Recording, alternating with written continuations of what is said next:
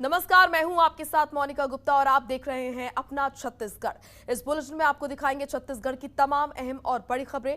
Bulletin की शुरुआत करेंगे खास खबरों के साथ। मुख्यमंत्री भूपेश बघेल ने हिंदी दिवस समेत कई मुद्दों पर क्या कुछ कहा, आइए आपको सुनाते हैं। हिंदी के उत्थान के लिए, विकास के लिए जहां आज़ादी की लड़ाई भी लड़ी जा रही थी, वहीं हिंदी को संपर्क भाषा बनाने के लिए, जन भाषा बनाने के लिए महात्मा गांधी ने एक कमेटी का गठन किया और उसके लिए विभिन्न राज्यों को दौरा भी उन्होंने किया था, जिसमें मध्य प्रदेश में इंदौर में भी वो बैठक में आए थे। उत्तर में अच्छी बारिश हो गई है, अब सभी तरफ से खबरें आ रही है कि खूब बारिश हुई है। किसानों के मन में जो चिंता की लगी थी, वो चिंता दूर हो गई है और किसान बड़ी खुशी से अपने खेतों में जाके पानी रोकने का काम कर रहे हैं। कुछ जगह बाढ़ की स्थिति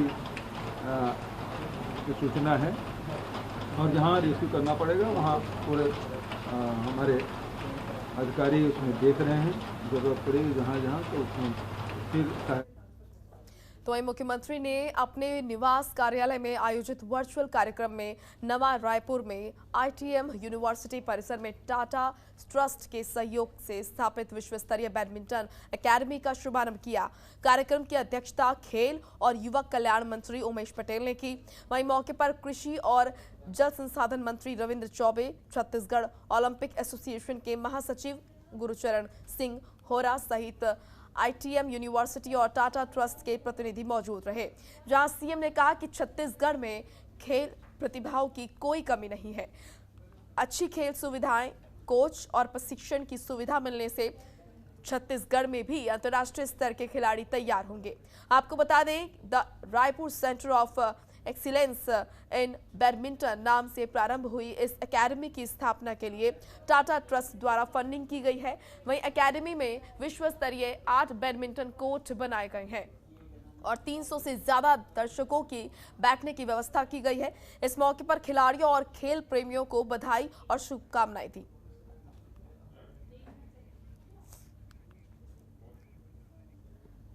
प्रशांत द्विवेदी हमारे साथ जुड़ चुके हैं, ब्यूरो चीफ। प्रशांत, जिस तरीके से यहाँ पर बैडमिंटन एकेडमी का शुभारंभ हुआ है, कैसे यहाँ के जो बच्चे हैं जो कुछ करना चाहते हैं बैडमिंटन में, खेलों में, कैसे उनको लाभ मिलेगा? देखिए, टाटा ट्रस्ट की तरफ से एक अंतर्राष्ट्रीय मानकों को ध्यान में रखते हुए छत्तीसगढ़ में बैडमिंटन कोर्ट का आज वर्चुअल अनाउंसमेंट हुआ है, जिसमें सीएम भूपेश बघेल ने अपने आवास से खेल मंत्री यहाँ पे पटेल जी के साथ उन्होंने बैठक की, मीटिंग की। इसके अलावा ये जो विश्व स्तरीय 8 बैडमिंटन कोर्ट बनाए जाएंगे, जिसमें 300 से अधिक दर्शकों को बैठने की व्यवस्था होगी। खिलाड़ियों के लिए, कोच के लिए हॉस्टल की सुविधाएं भी उपलब्ध कराई गई हैं। इसके अलावा डाइटिशियन, फिजियोथेरेपिस्ट और काउंसलर की सुविधाएं भी अकादमी में उपलब्ध होगा। आईटीएम के प्रबंधन द्वारा ये मुंबई में ओलंपियन जो पीवी सिंधु के सम्मान के लिए आयोजित समारोह में रायपुर और बड़ौदा में विश्व स्तरीय बैडमिंटन अकादमियों के निर्माण की घोषणा की गई थी। अभी लगभग हफ्ते भर से जिस तरह से भूपेश सरकार ने खिलाड़ियों को प्रोत्साहन के तौर पर जिस तरह से यहाँ पे उच्च स्तरीय खेलों, अलग अलग खेलों को प्रोत्साहन के तौर पर यहाँ पे एकेडमी तैयार की जा रही है, तो निश्चित तौर पर आने वाले समय में उन तमाम खिलाड़ियों को इससे फायदा होगा जिनको सही प्लेटफॉर्म नहीं मिल पा रहा था और उनकी प्रतिभाएं दम तोड़ देती थी। मगर इस आयोजन के जिस तरह से भूपेश सरकार ने यहाँ पे खिलाड़ियों को लेकर एक अलग अलग प्लेटफॉर्म तैयार किया है, तो आने वाले टाइम में अंतर्राष्ट्रीय स्तर के बहुत से खिलाड़ी इससे निकल के आएंगे और उनको फायदा भी होगा। जी मोनिका, बिल्कुल। इस एकेडमी के शुभारंभ से वहां मौजूद लोगों में किस तरह का उत्साह है? वो तमाम बच्चे जो कि बस इंतजार कर रहे थे इस एकेडमी के खुलने का, इसके शुभारंभ का, उनमें किस तरीके की उनमें उत्साह नजर आ रहा है? किस तरीके की प्रतिक्रिया उनसे? देखिए, निश्चित तौर पर जब इस तरह से किसी एकेडमी की शुरुआत होती है, खासकर वो इलाका जो इलाका कभी नक्सली प्रभावित इलाका भी माना जाता था और छत्तीसगढ़ जो है आदिवासी अंचल के रूप में भी जाना जाता है, मगर कई प्रतिभाएं ऐसी भी हैं जो इनको सही प्लेटफॉर्म न मिलने की वजह से वो अपनी चीजों को राष्ट्रीय अंतर्राष्ट्रीय स्तर पर नहीं ले जा सकते थे। लेकिन ये एकेडमी के खुल जाने से ऐसे बच्चे जो हैं शहर में आते हैं और उनको प्रॉपर तरीके से ट्रेनिंग दी जाती है। अच्छे ट्रेनर होते हैं, कोच होते हैं, आला दर्जे की उनको फैसिलिटीज दी जाती है। तो निश्चित तौर पर इसमें खेल को बढ़ावा मिलता है। और जिस तरह से हाल ही के दिनों में अभी ओलंपिक टूर्नामेंट में भी भारत का एक अच्छा प्रदर्शन रहा, खासकर छत्तीसगढ़ के भी इसमें से कई खिलाड़ी ऐसे रहे जिन्होंने ओलंपिक स्तर पर अपना प्रतिनिधित्व किया, और कई ऐसे खिलाड़ी भी हैं जो अंतर्राष्ट्रीय स्तर पर, जैसे साबा अंजुम है, हॉकी की कोच, माफ कीजिएगा, हॉकी की कैप्टन भी रही हैं। तो निश्चित तौर पर इस तरह से बहुत ऐसे खिलाड़ी हैं जिनको सही प्लेटफॉर्म न मिलने की वजह से वो खेल नहीं पाते हैं, मगर इस एकेडमी की शुरुआत हो जाने से तमाम खिलाड़ियों को मौका मिलेगा और आगे निकलने का उनको भी अच्छा मौका मिलेगा। मोनिका। बिल्कुल, शुक्रिया आपका प्रशांत तमाम महत्वपूर्ण जानकारी के लिए।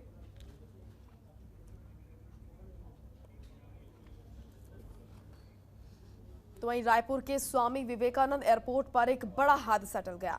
आपको बता दें कि रायपुर से दिल्ली जा रही एयर इंडिया की फ्लाइट जैसे ही टेक ऑफ हुई, उससे एक पक्षी टकरा गया, जिसकी वजह से विमान का टेक ऑफ रोकना पड़ा। वहीं फ्लाइट में 179 यात्री सवार थे, जिसके बाद यात्रियों को दूसरी फ्लाइट से दिल्ली रवाना किया गया। एयरपोर्ट अथॉरिटी के मुताबिक एयर इंडिया के इंजीनियर्स ने प्लेन की जांच की और एयर इंडिया के स्टाफ ने सभी यात्रियों को शांत कराया। सभी को सुरक्षित प्लेन से उतारा गया और दूसरे विमान से भेजने का बंदोबस्त किया गया। प्रशांत द्विवेदी, ब्यूरो चीफ, हमारे साथ लगातार जुड़े हुए हैं। प्रशांत, एक बड़ा हादसा यहाँ पर टल गया, किस वक्त ये हादसा हुआ और जो तमाम यात्री विमान के अंदर मौजूद थे, क्या उन्हें किसी तरह का कोई नुकसान तो नहीं हुआ, किसी तरह की कोई जान माल का नुकसान? रायपुर के स्वामी विवेकानंद एयरपोर्ट पर मंगलवार सुबह तकरीबन 10 बजे के एक बड़ा हादसा टल गया, जब रायपुर से दिल्ली जा रही एयर इंडिया की फ्लाइट की IC 4698320 जैसे ही टेक ऑफ हुई, उसमें से एक पक्षी टकरा गया। इसी की वजह से विमान को टेक ऑफ रोकना पड़ा। इसमें सवार केंद्रीय मंत्री रेणुका सिंह समेत 179 यात्रियों को फिर दूसरे फ्लाइट से दिल्ली से रवाना किया गया है। इसमें जब कुछ यात्री को मुताबिक से आवाज लगी, जिससे लगा लैंडिंग किया। बीच पायलट ने सूझबूझ दिखाते हुए तुरंत उसको लैंड कराया और संबंधित ATM से संपर्क किया। तो निश्चित तौर पर अगर यहाँ पे पायलट की सूझबूझ यही नतीजा है कि सवार सुरक्षित लैंडिंग किया गया और वैकल्पिक के तौर पर उनको दूसरे विमान से वापस इस को कोई घटना नहीं आई है। जी बिल्कुल, तो अगर बात करें वहाँ मौजूद विमान में पैसेंजर्स की, तो घबराहट उनके अंदर देखी गई होगी और डर का माहौल होगा। फिलहाल उन्हें शांत कराया गया। और अगर बात करें इस तरह के हादसों की, तो प्रशांत, इस तरह के हादसे ना हो इसके लिए क्या कुछ आगे किया गया है?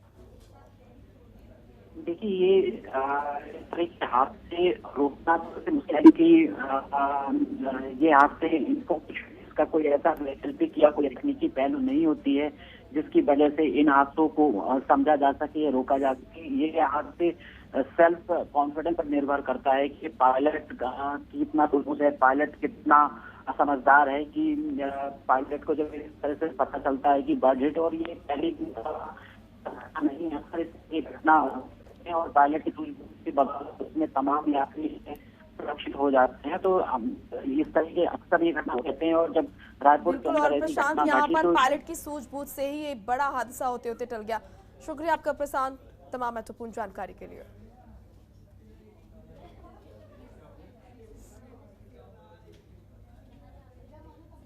रायपुर में मुख्यमंत्री भूपेश बघेल ने अभियंता दिवस के अवसर पर सभी इंजीनियरों को बधाई और शुभकामनाएं दी और शुभकामना संदेश में कहा कि किसी भी राष्ट्र और राज्य के निर्माण में इंजीनियरों की महत्वपूर्ण भूमिका रहती है। वो अपने तकनीकी ज्ञान और कुशलता से विकास और समृद्धि की मजबूत अधोसंरचना तैयार करते हैं। ऐसे ही असाधारण प्रतिभा के धनी भारत के महान इंजीनियर भारत रत्न सर मोक्षगुंडम विश्वेश्वरैया की स्मृति में हम उनके जन्मदिन 15 सितंबर को अभियंता दिवस के रूप में मनाते हैं। इसी के साथ सीएम बघेल ने कहा कि सर विश्वेश्वरैया को आधुनिक भारत के विश्वकर्मा के रूप में बड़े सम्मान के साथ याद किया जाता है। उन्होंने कई बांधों के निर्माण और कई उद्योगों की स्थापना में अपनी उत्कृष्ट तकनीकी कुशलता से नए मापदंड स्थापित किए। वहीं मुख्यमंत्री ने अभियंताओं से आह्वान किया है कि वो प्रेरणा लेकर देश प्रदेश के नव निर्माण में नए आयाम तय करें।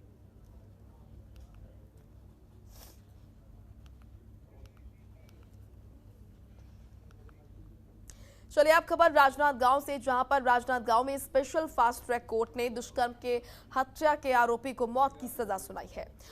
यहां पर चिखली पुलिस चौकी के गांव में 3.5 साल की मासूम से दुष्कर्म के बाद उसकी हत्या कर दी गई थी। इसी मामले में स्पेशल फास्ट ट्रैक कोर्ट के न्यायाधीश शैलेश शर्मा ने आरोपी शेखर खुर्राम को मौत की सजा सुनाई है। आपको बता दें कि राजनांदगांव कोर्ट के इतिहास में पॉक्सो और हत्या मामले में पहली बार फांसी की सजा सुनाई गई है। वहीं कोर्ट के इस महत्वपूर्ण फैसले के बाद कहीं ना कहीं ऐसी घटना को अंजाम देने वाले दुष्कर्मियों को ये संदेश जरूर जाएगा कि इस तरह की घटना को अंजाम देने से सजाए मौत मिलती है।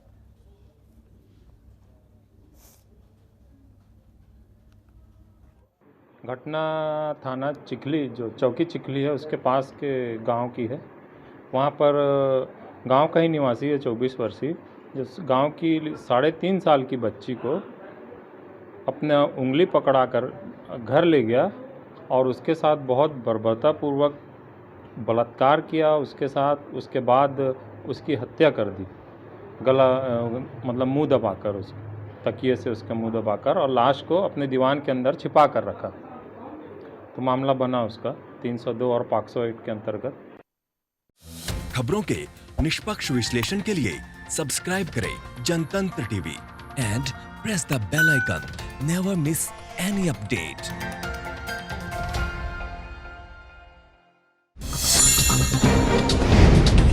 डाउनलोड कीजिए जनतंत्र टीवी ऐप को, जो कि अवेलेबल है गूगल प्ले और ऐप स्टोर पर। अधिक जानकारी के लिए अभी डाउनलोड करें।